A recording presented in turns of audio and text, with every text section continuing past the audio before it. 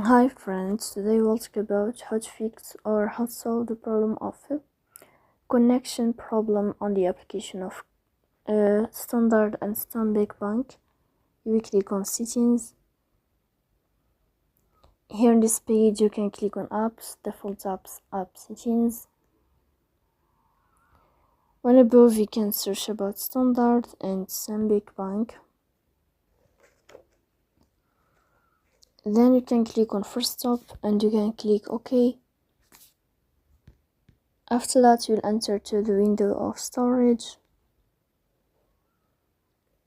Here you can click on clear cache.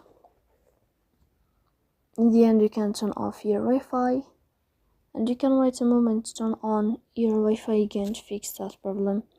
So please don't forget to support us by like and subscribe. See you next time in another video and thank you for your attention.